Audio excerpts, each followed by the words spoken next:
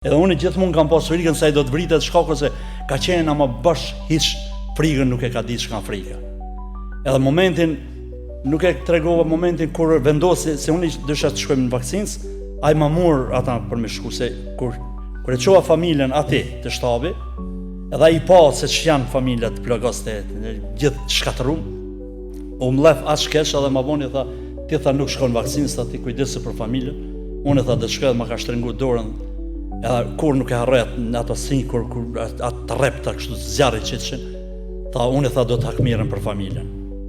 Ti tha vazhdo këto, tha unë do të shkoj, tha bëmi do shok, do i mur do të njësitit tem, edhe do të njësitit vet, boni një 10 vjet edhe shkoj për vaksinë.